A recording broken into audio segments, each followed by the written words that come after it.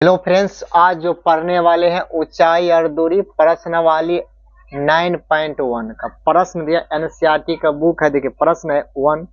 Circus का एक कलाकार एक 20 मीटर लंबी डोर पर चढ़ रहा है जो अच्छी तरह से तनी हुई है और भूमि पर सीधे लगे खंभे के शिखर से बंधा हुआ है। यदि भूमि स्तर के साथ डोर द्वारा बनाया गया कोण 30 डिग्री का हो तो खंभे की ऊंचाई ज्ञात करें। फिगर बना दिए हैं। ये क्या है? खंभा है। एक खंभा है। ये क्या है? माना रस्सी का क्या है? सर्कस का डोर, माना लंबी रस्सी है। डोर मान लिया, रस्सी मान लिया, डोर। अब देख क्या कर रहा है? खंभा की ऊंचाई देखिए यहाँ। ये हो गया आपको लंब, ये क्या हो गया? कर्ण। ये हो गया लंब, ये हो गया कर्ण। जब लंब और कर्ण में संबंध आएगा तो साइन थीटा लगाइए चाहे कोसेक थीटा लगाइए। यहाँ बनाते हैं। देखिए क्या करेंगे? माना कि पहले मान लीजिए, माना कि सर्कस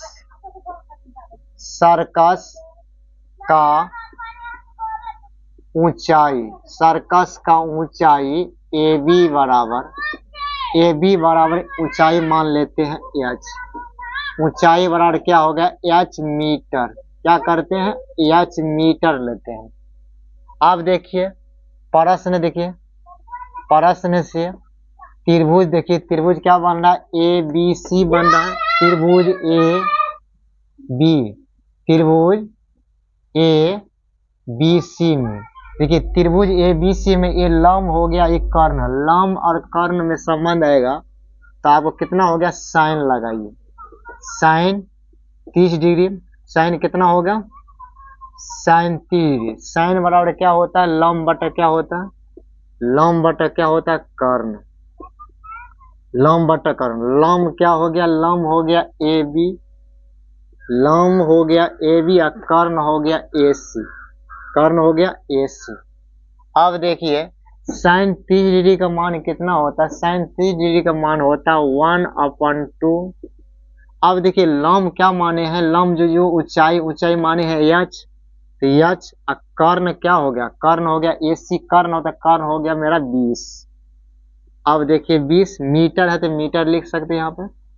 चलिए बाद में लिखेंगे। अब देखिए दो क्या करेंगे? एच में गुना कर, 2 गुना एच। अब 20 में 1 गुना करेंगे तो मेरा 20 हो गया। इसको काटिए तो कितना? 10 गुना कितना हो गया? 20। 10 गुना 20 तो एच बराबर कितना हो गया? 10। अब अतः का लिख सकते हैं। अतः सर्कस का ऊंचाई जो हो गया, सर्कस का ऊंचाई एच बराबर कितना निकल गया? कितना? 10 मीटर। यही क्या हो गया? मेरा आंसर हो गया। देखिए यहाँ तक प्रश्न संख्या देखिए 2।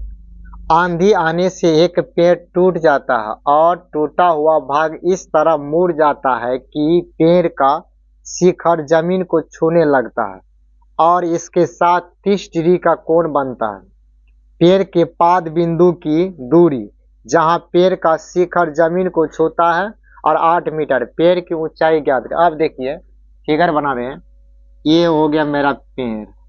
पेड़ क्या गया? इतना भाग क्या क्या गिर कर जमीन के क्या क्या जमीन को छू रहा है। तो पेड़ पूरा ऊंचाई था। पहले क्या करते हैं? इसको ए बी और सी, इसको क्या करेंगे हम? डी मानिए। ठीक है। देखिए यही ऊंचाई यहाँ के टूट का क्या क्या यहाँ पड़ा है, मतलब धरती के सहारा क्या है यहाँ पे छू रहा है। तो प्रश्न दिया गया यहां से यहाँ दूरी दिया 8 मीटर। 8 मीटर। तो देखिए पूरा कारा पेड़ की ऊंचाई, पूरा पेड़ का अगर ऊंचाई मान लेंगे तो मान लीजिए पेड़ का पूरा ऊंचाई एच मानिए। पेड़ का ऊंचाई एच मीटर कीजिए, मीटर एच मीटर कीजिए। ठीक है। अब देखिए यहां से बना रहे माना कि पेड़ का ऊंचाई, माना कि पेड़ की ऊंचाई ए बी बराबर एच मीटर माने हैं। क्या? एच मीटर माने हैं। माना कि पेड़ का ऊंचाई ए बी बराबर एच मीटर, एच मीटर माने अब देखिए हमको ये निकालना है। देखिए ये हो गया कर्ण, ये हो गया कितना आधार। तो कर्ण आधार में जब भी संबंध आएगा तो cos थीटा लगाइए, cos थीटा लगा सकते हैं। अब देख कितना डिग्री, यहाँ पर 30 डिग्री का कोण बन रहा है, 30 डिग्री कोण। तो देखिए ये हो गया कर्ण, ये हो गया क्या आधार, तो cos थीटा लगाइए। प्रश्न लिखिए, प्रश्न से त्रिभुज, त्रिभुज क्या मतलब त्रिभुज ए बी डी में, ए बी डी में अब लगाइए cos, cos 60 sorry cos 30 degree लगाइए, cos 30 डिग्री, cos 30 डिग्री के बराबर होता है आधार बराबर क्या, आधार बटा क्या हो गया मेरा कर्ण हो गया। आधार देखिए आधार हो गया ए डी, आधार क्या हो गया ए डी, और कर्ण हो गया बी डी, कर्ण क्या हो गया, कर्ण हो गया मेरा बी डी। चलिए यहाँ देखिए cos 30 डिग्री का मान होता है √3/2 और एडी, एडी देखिए एडी कितना है 8 मीटर, 8 मीटर कीजिए, और कर्ण हो गया बीडी, बीडी माना नहीं माने तो बीडी रहने दीजिए, बीडी। चलिए इसको गुना कीजिए √3 में बीडी गुना कीजिए, और 2 में क्या करेंगे 8 गुना करेंगे तो यहाँ 16 मीटर कीजिए। तो मेरा बीडी निकल गया, बीडी निकल गया 16 बटा कितना √3 मीटर, कितना हो गया मीटर। अब देखिए बीडी निकल गया, बीडी जब ये निकल गया कितना 16 बटा कितना √3 मीटर। तो यही भाग ने टूट कर यहाँ ये भाग क्या हो गया मेरा बराबर, अगर ये भाग या 16 बटा √3 तो ये भी भाग कितना हो गया 16 बटा √3 मीटर। अब देखिए पेड़ का इतना भाग तो निकाल लिया, अब इतना भाग निकालना है। तो आप देख रहे हैं देखिए इसको संबंध कीजिए। अब देखिए ये हो गया लंब ए बी, यहाँ देखिए ये हो गया लंब, और ये हो गया ए डी क्या हो गया आधार। तो लंब और आधार, लंब आधार में अगर संबंध लगेंगे तो 10 लगेंगे, 10। तो यहाँ देखिए पुनः देखिए पुनः 10 कितना हो गया 10 30 डिग्री लगाइए, 10 30 डिग्री बराबर हो गया लंब बटा कितना हो गया मेरा आधार हो गया, लंब हो गया कितना ए बी, आधार हो गया ए डी। चलिए यहां से देखिए,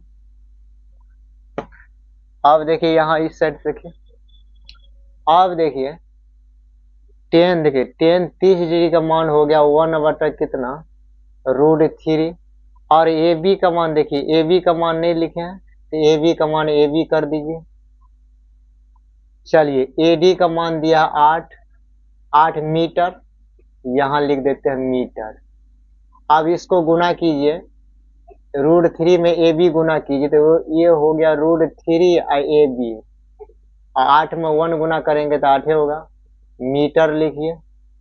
चलिए ए बी बराबर मेरा हो गया 8 बटा कितना √3 मीटर, कितना हो गया 8। तो ए बी बराबर कितना हो गया 8 बटा कितना √3 मीटर। अब देखिए ये भाग निकल गया, ए बी यहाँ तक निकल गया कितना 8 बटा कितना √3 मीटर, ठीक है। अब देखिए पेड़ का पूरा ऊंचाई निकाल, देखिए ए बी निकल गया 8 बटा √3 और बी सी निकल गया 16 बटा √3। अब क्या करेंगे पेड़ को निकालने के जोड़ना पड़ेगा ए बी और प्लस बी सी। अब अतः कर लिखिए, अतः क्या लिखेंगे पेड़ का ऊंचाई, पेड़ का ऊंचाई एच बराबर क्या लिखेंगे ए बी और प्लस बी सी। तो एच बराबर कितना हो गया ए बी और plus B C. A B बराबर निकाले 8 बटा 8 बटा क्या करेंगे √3 मीटर कीजिए। अब बी सी बराबर देखिए बी सी निकाले हैं कितना, बी सी देखिए 16 बटा √3 निकाले, इसका भी जोड़िए 16 बटा कितना √3 मीटर। इसको लघुत्तम कीजिए 16 8 कितना हो गया 24 बटा क्या √3 मीटर। यहाँ हो गया 24/√3। अब देखिए इतना आंसर है, और परिमेयकरण करना पड़ेगा।